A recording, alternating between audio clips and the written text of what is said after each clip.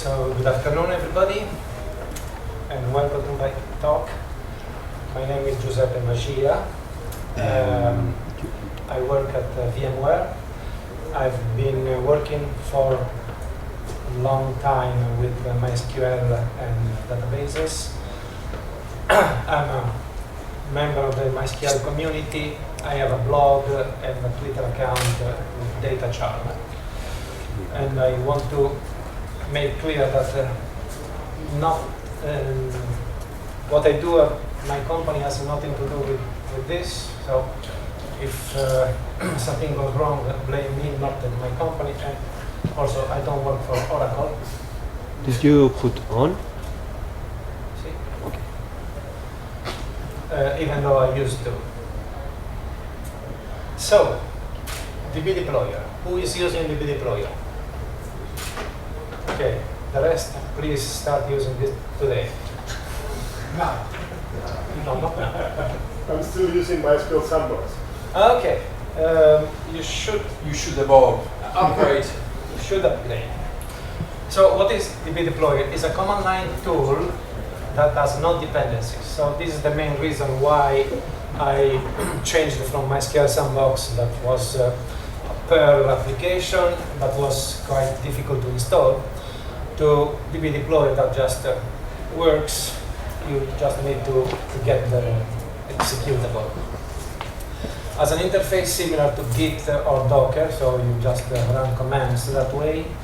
It's very fast, and you can do single database replication, group replication, multiple deployments, multi-source replication, and a lot of more things. There is an integrated help, so for people who don't read the documentation, mostly everybody, you can have some information directly from the tool. And it's also easy to extend. So what can you do with Dbdeployer? You can install, for example, a single sandbox of any version. It's separated from any existing MySQL server. It's completely in user space, so you don't need to have root access. It's reasonably isolated. It means that you don't need to have a container or virtual machine, but the application tries to be polite and not distort the others. It's easy to use and administer. What you see on the bottom of the screen is an example of how to deploy instance of MySQL 8. Dbdeployer deploy single 80. So why you should use it? The reason I started doing something like this was because I was a consultant and I had customers, and customers have the bad attitude of never using the same version of the other customers. So if you have 40 customers, you can stay assured that you have 40 different versions of MySQL to support or to try when somebody complains about a problem. Same happens for support in any company that is working with MySQL. And also, to test new versions, it's much easier to use Dbdeployer than taking a dedicated server and installing it there.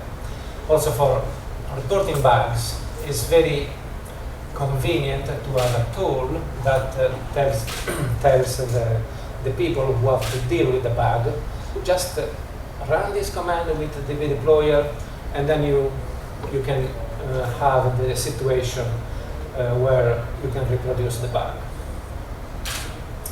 So we know why. Let's continue on what can we do. You can install a group of sandboxes.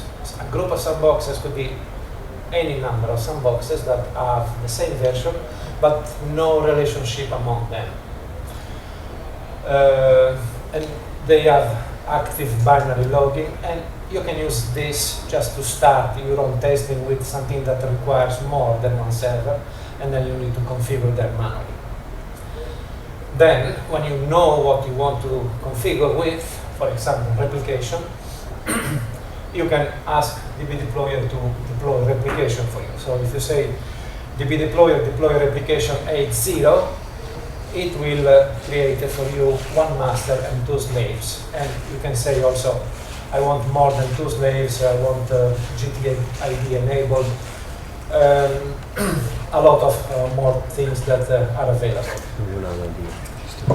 If you have heard about the latest development of MySQL, you know that there is a thing that is called group replication, and you can do group replication with Dbdeployer out of the box. The command is very similar to the previous one. You say Dbdeployer deploy replication 8.0 and topology equals group. Nothing more is required. Dbdeployer will take care of all the details and give you a system that you can test so you know what you're going to do. Or you can install multi-source replication. I don't know if you have missed this piece of information. It's a topology that used to be popular a few years ago. Now, since there is group replication, you don't talk about this a lot, but this is useful in several scenarios where you want something that is not regular replication, that is not group replication. It's something that where you, for example, want to replicate from several servers to a single slave, and you can do topology equals fan in. Fan in means many masters, one single slave, or all masters, meaning that every node is talking to every other node. What can it also do? It can install TiDB. TiDB is the it's like blockchain for MySQL. Everybody is talking about it because it's promising to be the best thing since sliced bread. And the good thing about TiDB is that it feels like MySQL. So if you can install it, and it responds to the same command as MySQL. So Dbdeployer can install minimum version of TiDB for you, so you can try and decide if you want, if your applications would work well with it. Can you do TiDB replication? Not yet. There is an issue about that, and eventually Morgan Toke is going to act on it. He knows what to do. He's trying to find the time. Also, Percona XtraV cluster, which is something similar to group replication, but works with a slightly different methodology. But for Dbdeployer point of view is the same. So you say, I want a Percona cluster. You provide the binaries, and Dbdeployer will configure the nodes for you.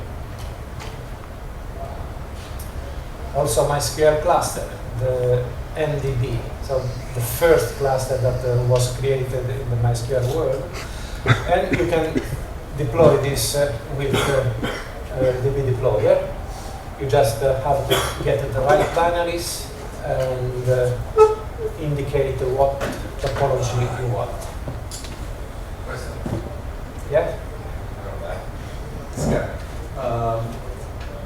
Do you perform any calculation around the memory that you can utilize for MDB, or is that plain SQL? It's all the deployment from Dbdeployer are out of the box. So the changes to the configuration file are just the minimum that you need to do the deployment. Everything else is up to you. So if you know what additional information you need to put in the configuration file, you can do it very easily from the command line itself. But Dbdeployer doesn't do anything that is outside the bare minimum to do the deployment. Yeah, okay. Also, if I can create a template for MDB specifically, and then use that one for. If it's something that you can pass during the MySQL D command, yes, Otherwise, you have to fiddle with the configuration files after they are created.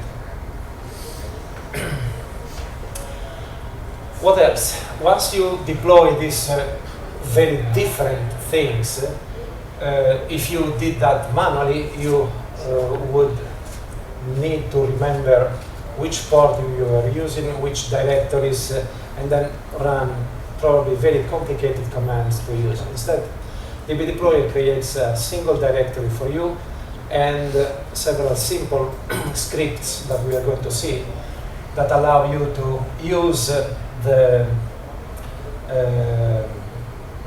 sandbox, the database that you have installed, start, restart, stop, and change the options in the configuration, check the status when you have replication, and run a test with a single command. What else? You can customize the sandboxes. What does it mean? It means that everything that the Dbdeployer does is not hard-coded in the code. It's created using templates. So if you are not pleased with the way that the Dbdeployer is deploying your favorite topology, you can download the template, change it, reload into Dbdeployer, and it will use it from then on.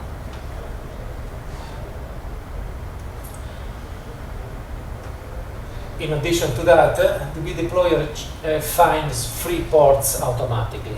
If you have deployed 20 sandboxes, if you do that manually, you have to remember which ports you have used, try not to use the same port twice. So Dbdeployer takes care of this, will not reuse a port that was already used by another sandbox. You can also do things that normally MySQL don't want you to do, like show the MySQL 8 dictionary tables that are not supposed to be seen by mere mortals, but users of Dbdeployer can do that.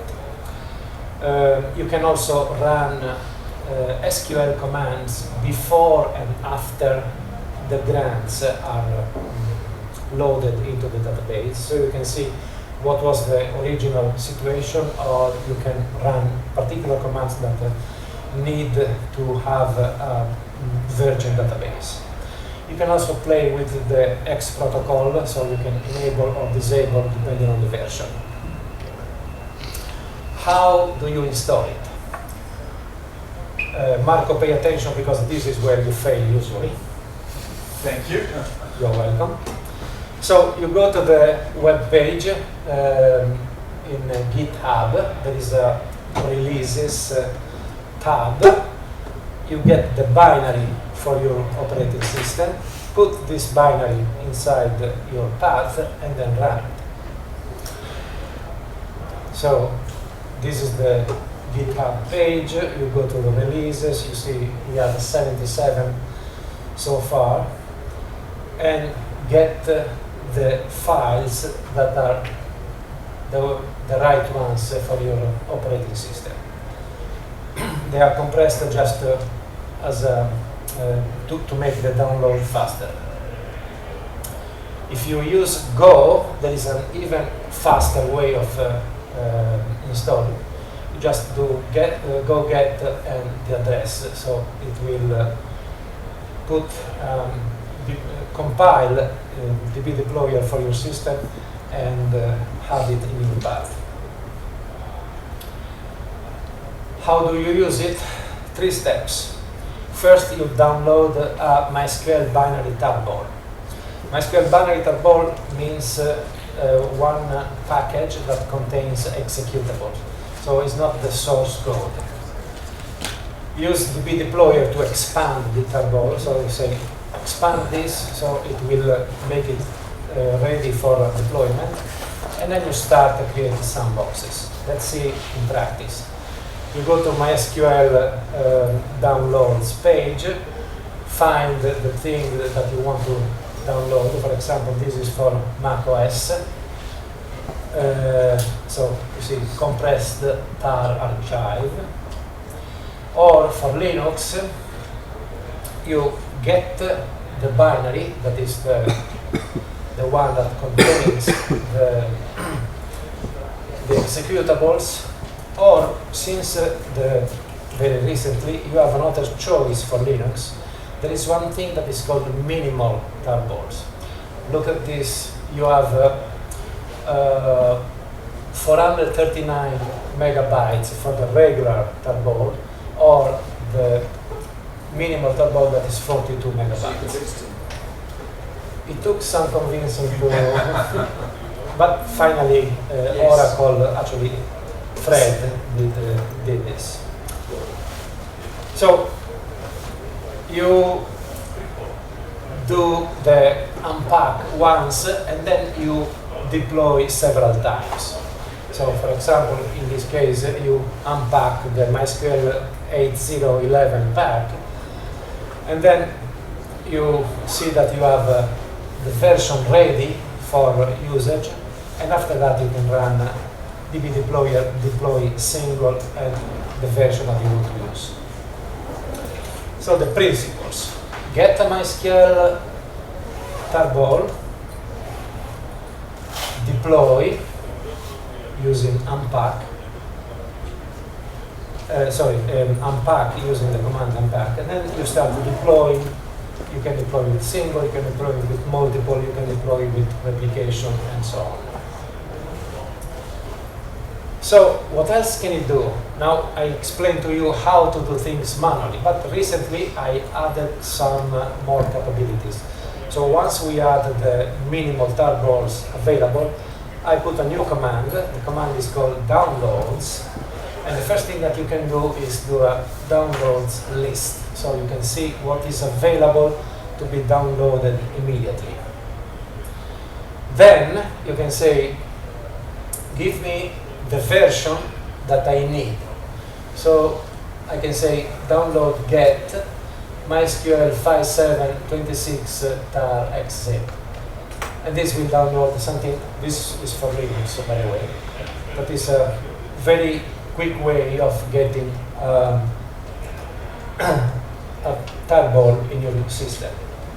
Or you have a get by version, and then you say, I want the latest and smallest packet that you have for 8.0. So you don't even need to know the name, you will just try to find it. Exactly, one point, I think on LSX, if you do download get, it will pull down the Linux version, not the OSX version. This will not. Not anymore. Okay. Not really. Well, so if you do it explicitly, so if you want this Mac, it will tell you this is a Mac, is not for your operating system. And then if you insist and you want to unpack it, it's up to you.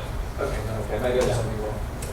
So the latest thing, you can say, I'm extremely lazy, like Fred. And so I just don't want to do first get and then unpack. So there is a command get unpack, where you say the command and run the unpack directly. You can also say overwrite if you find it already there, and eventually delete the package if you don't need it anymore after unpacking. So what I mentioned before is that when you do Dbdeployer help, you get a list of things that you can do. And for every command, you can say Dbdeployer cookbook help, and then you get the information in there. I thought I saw an option to do upgrades. There is an upgrade option that is inside admin. Ah, okay. So what else can it do? Because it can use the MySQL 8 admin port. It can replicate between sandboxes. So in addition to the replication that you do within a sandbox, you can say, I want this sandbox that contains a group replication to replicate from another sandbox that is a single sandbox, or that is a master-slave replication. So you can do several things, like two MySQL clusters replicating to each other, or you can upgrade a sandbox to a higher version, and you can also replicate from sandboxes of different versions. So you can play with the basic pieces and do something special. Demo. So first, let's see a demo with screenshots, something that you can do. Dbdeployer download list. So this is what you get in a Linux system. So it's the list of things that for Linux. You see that you have versions. This 3.0 is not MySQL. This is TiDB. Just the first line. Then you have MySQL from 4.1.22 up to 8.0.16. No Percona and no MariaDB. No Percona, no MariaDB, not because I'm nasty, but because both have tarballs that are not so easy to define. In Percona, there are tarballs that work on an operating system that is Linux, but is different from other Linux. So it can work on Ubuntu, but not on CentOS. Now, I just saw today that there might be a way of overcoming this, so if this happens, I will add Percona. And for MariaDB, we have similar problems, that these tarballs are not easily defined. So the MySQL tarballs have the good thing is that they say it's Linux generic, it works almost everywhere. So I put it in there because I test them. So it's not something that I say, I heard that they could work. No, okay. If I manage to test them, I put them. If I don't, they are not there. But you can change this list and add your own. So you see, you have here information about whether the package is minimal or not, and the version, the flavor, in this case is MySQL for almost all, and the size. So this is the thing that you can expect from this. There are a couple of lines missing from a notice because the list was longer than a screenshot, where we have the NDB tarballs.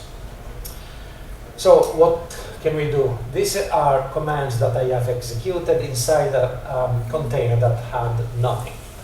So I say download MySQL 5, the newest and the minimal.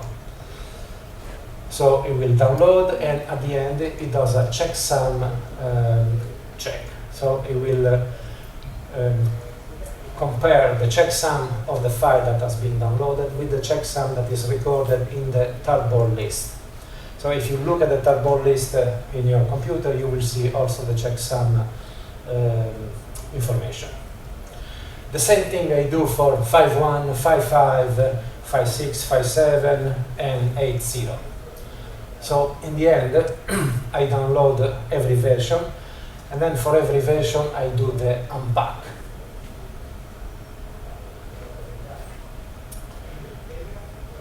After that, this is what you can do in just a single machine. So you have, in this case, it was a Docker container, so it's a tiny thing. You deploy MySQL 5.0, MySQL 5.7, and replication in MySQL 5.7, and replication in 8.0, then group replication in 8.0, and group replication with single primary in 8.0.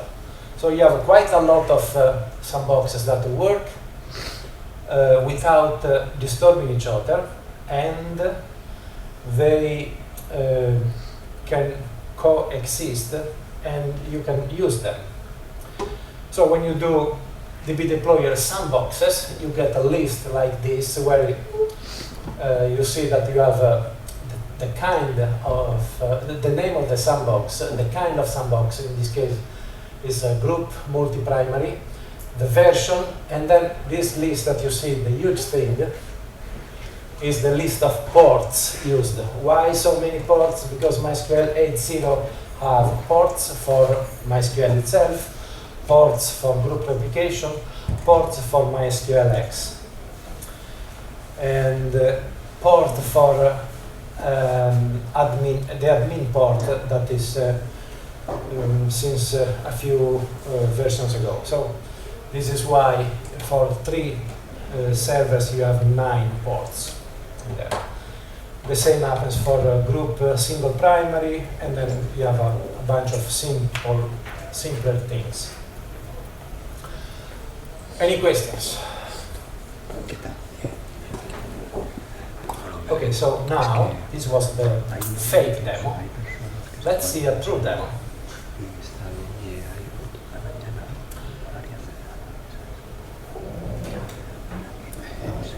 So here I'm just using my laptop where I have a lot of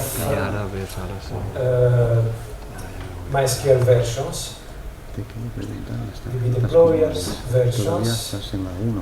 Sí, ¿no? 84 de la 1, ¿no? 84. And you see I have from MySQL 5.0 until 8.0.16. I can say versions by flavor. So we say these things are extracted from MySQL tarballs. Then we have a couple that are extracted from MDB, and then one that is a TiDB. If I ask for sandboxes, I have none, because I haven't installed anything. So let's start with Dbdeployer deploy 5.7. Yo creo que sí, porque ayer para Yo que creo cambiara. como está cuando esto It's not extremely fast, but it's fast. It's something like 4 seconds. Cambia tú el slot. And with the same thing we say 8.0. So you don't need to know which exact version you have. If you say 8.0 means find the latest that I have and just install it. Then we want to install replication for 8.0, and since replication is a complex operation, we can say do it concurrently.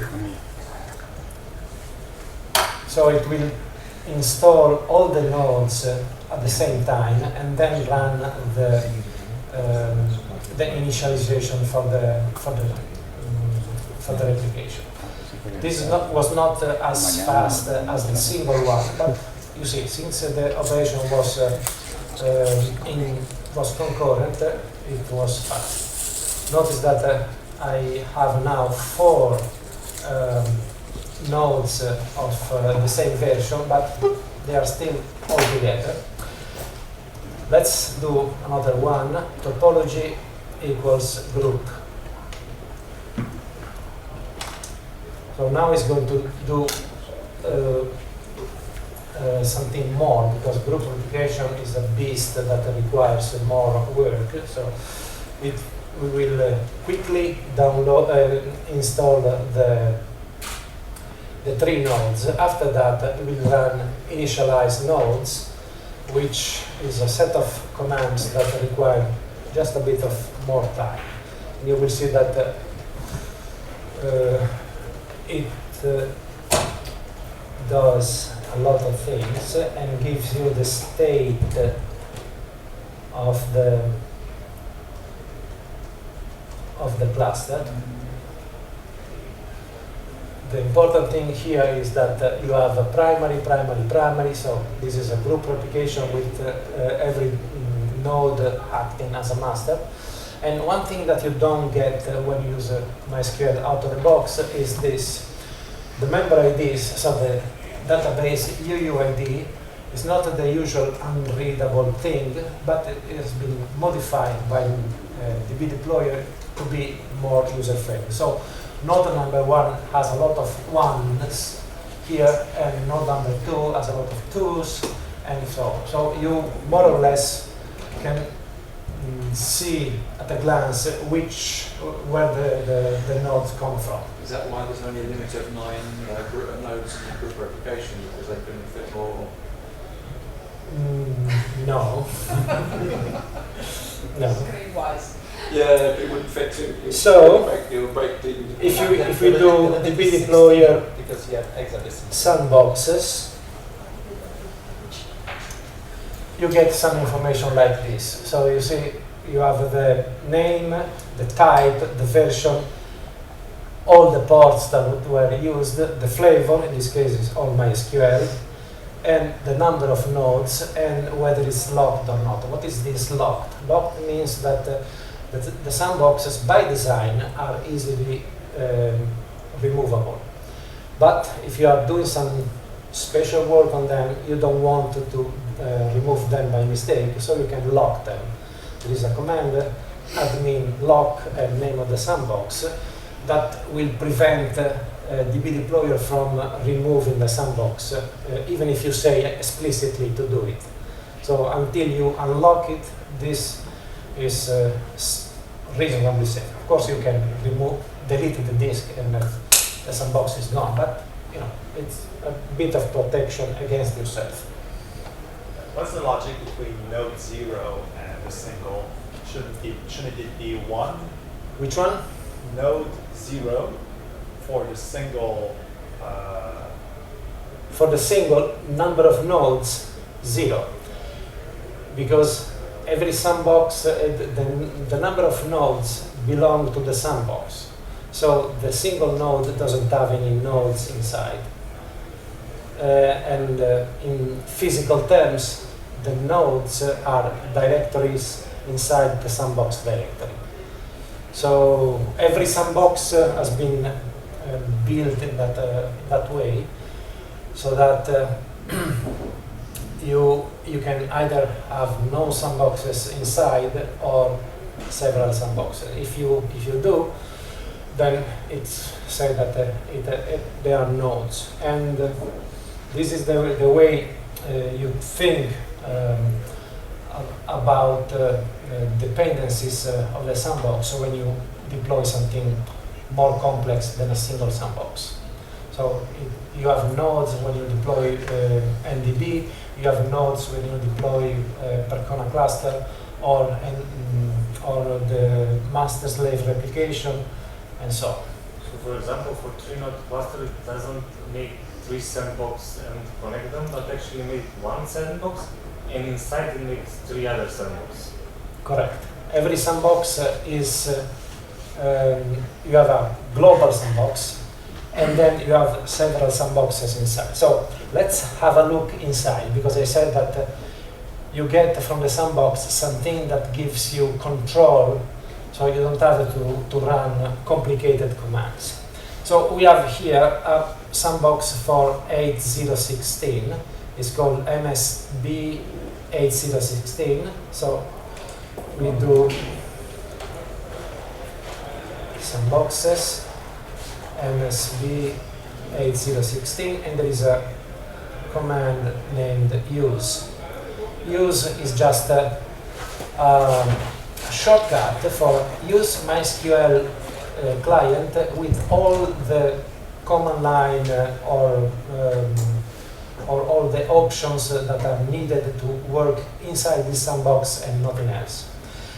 You see, the prompt is different from a regular MySQL. You see, here you have a MySQL, localhost, and the port 8016. This is automatically done by Dbdeployer. And here you can do whatever you do with any MySQL database. So, what do we have? You have other things here. You have initDB. initDB is something that Dbdeployer runs only once when it creates the database. And it's a separate command because it's easier for you to see what was running if something goes wrong. So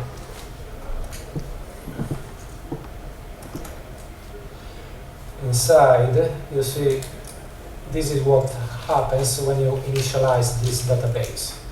It will run MySQL with no defaults, user, base dir, data dir, and so on. So something happens that doesn't convince you, you can go in there and decide whether this was a right command or not.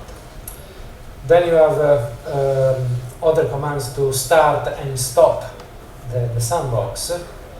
And you can start and stop with options. So you can say start and give any option that you could give to MySQL, or restart with the same options. So this was a single sandbox. Let's see what we have for replication sandbox. Replication sandbox is a sandbox that contains more sandboxes. So you have something that is called M. M means master. So if we run this, you see the prompt changes. Instead of being a single and simple MySQL, it says master. And here, use test.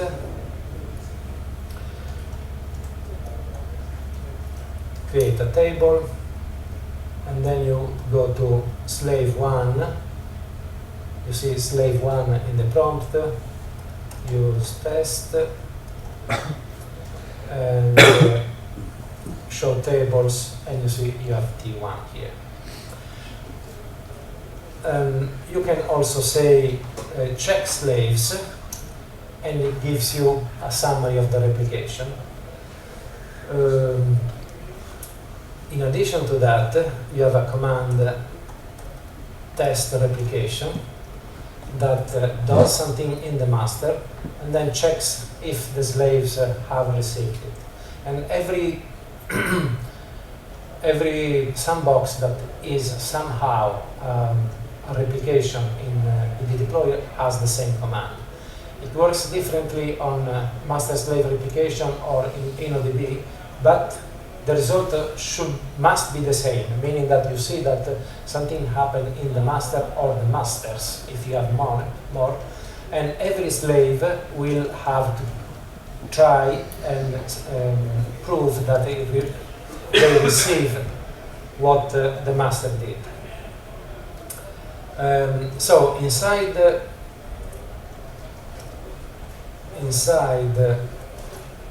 this we have master.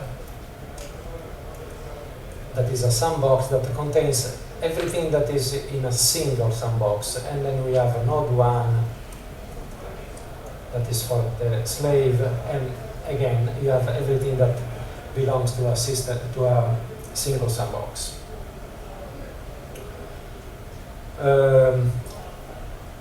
In addition to going inside the sandbox and running the command, Dbdeployer can do this. Global test. And global test will run a simple test in every sandbox to see whether the database inside is alive and is doing the things that you expect them to do. So if it's a single sandbox, it will even try to do a command that creates something. And if it's a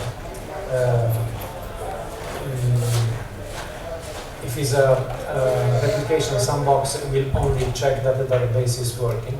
But you can also run a test replication. So you will go inside every sandbox that is a replication and run the replication test.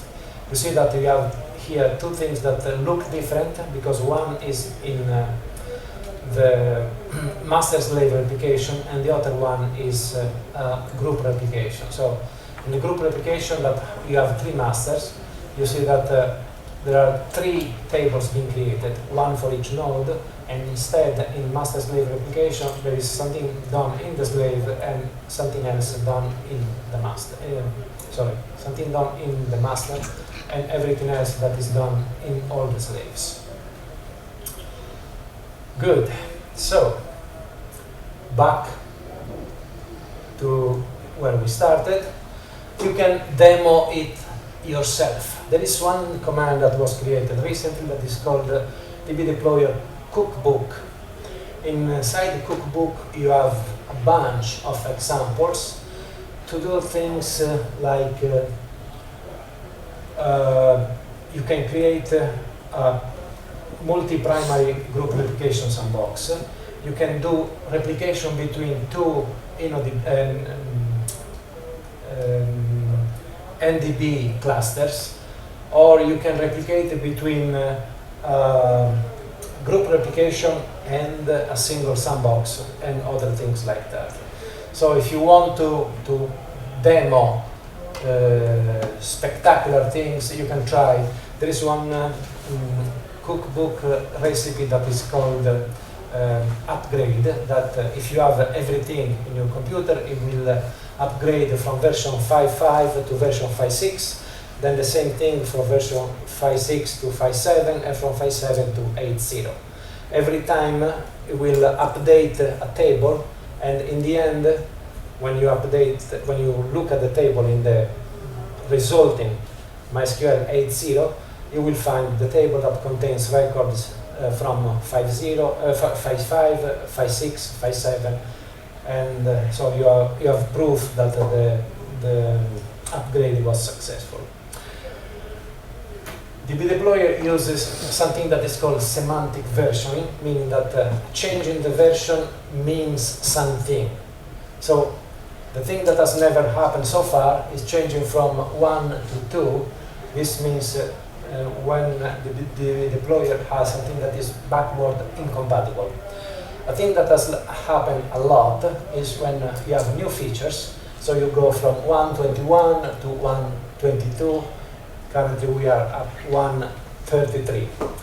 And when you change the last number, it's just a bug fix. So it means that there is no features, but something has changed because it was necessary.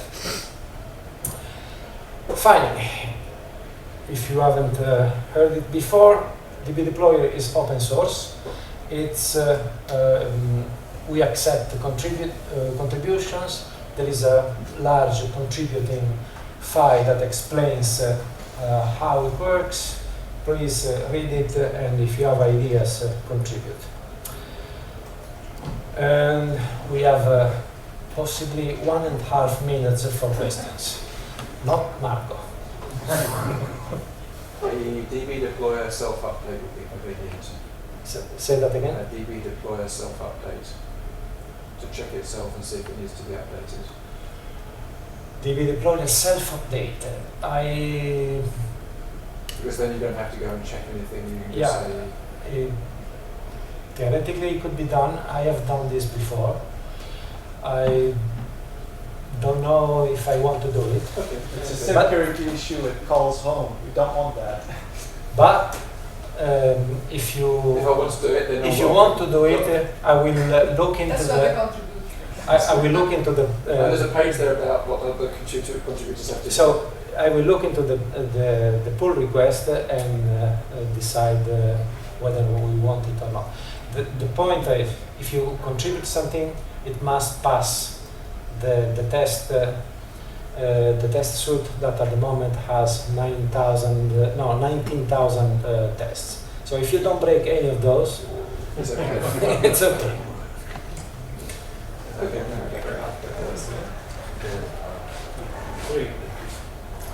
So How to find any kind of password, for example, if they want to connect to the database from Workbench or whatever it is?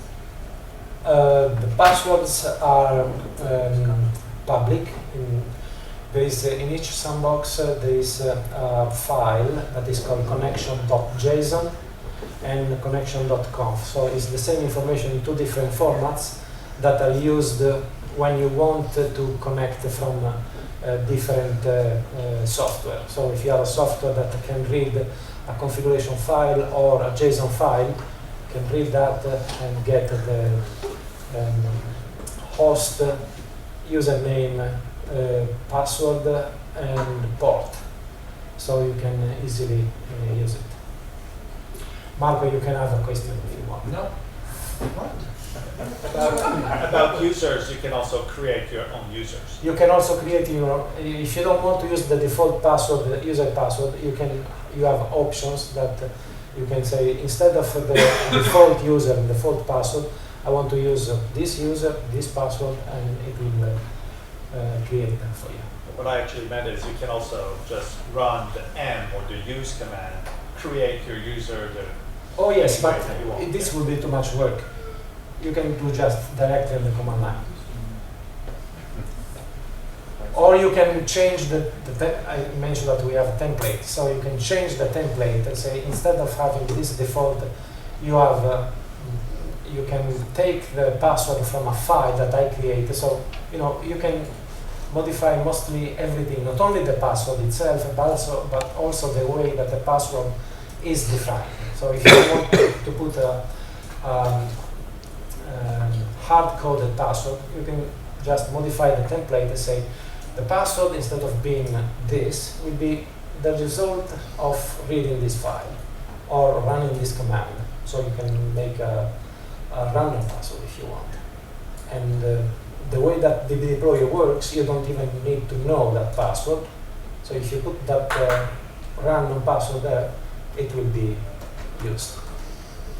And with this, we have finished. Thank you for listening, and I hope you will start using it, let's say at 5, it's okay?